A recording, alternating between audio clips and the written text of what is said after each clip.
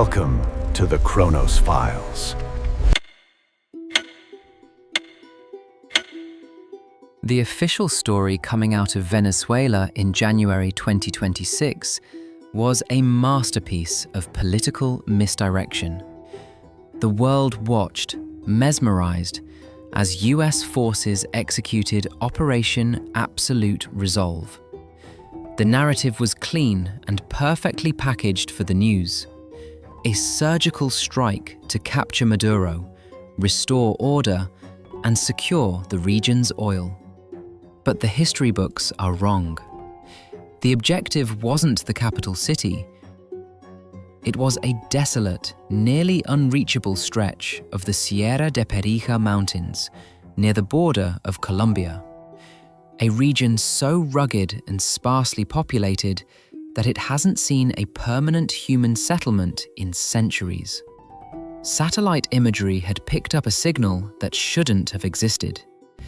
It was a low-frequency hum, deep-crust acoustic interference that didn't match any known tectonic activity. It was a pulse. When the first Black Ops units breached the site, they didn't find oil. They stepped into a subterranean cathedral carved directly into the heart of the Andes.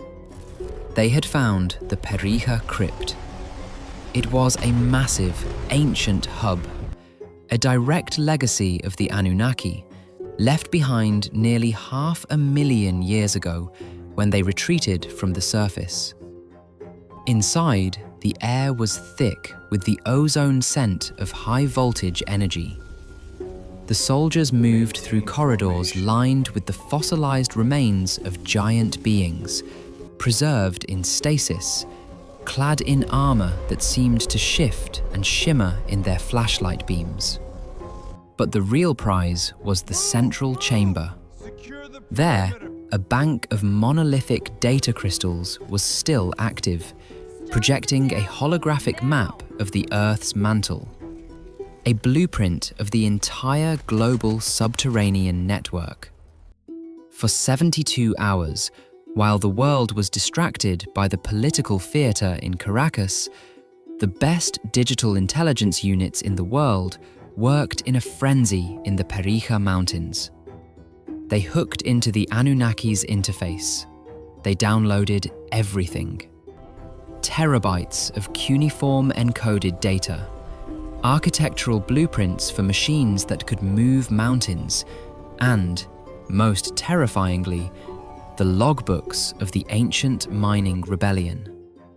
They extracted the entire history of why the Anunnaki had to leave, and exactly where the ruling faction had hidden themselves when they retreated into the Earth's core.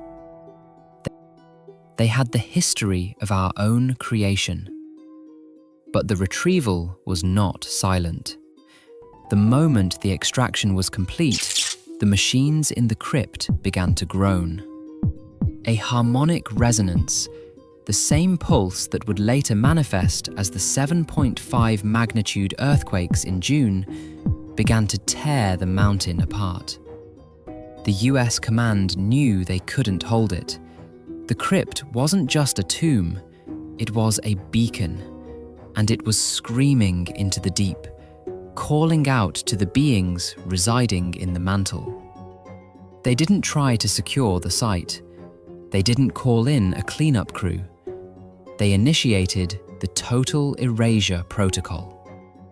As the last transport helicopter lifted off the jagged peaks, clutching the drive containing the Anunnaki history, the tactical teams triggered a series of concentrated, deep penetration thermobaric charges. They didn't just bomb the facility, they caused a controlled, localized tectonic collapse. The Andes seemed to swallow the crypt whole.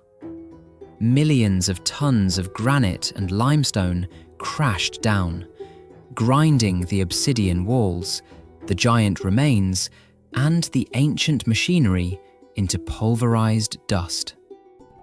They erased it. They left nothing but a mountain of debris, ensuring that no trace of the Annunaki or the fact that we had touched their technology would ever be found. But they forgot one thing. The diary of Dr. Hans Walter Vogel wasn't a warning of something that might happen. It was a chronicle of what we've already set in motion. Make sure to subscribe and turn on notifications so you can watch more videos like this. Thanks for watching.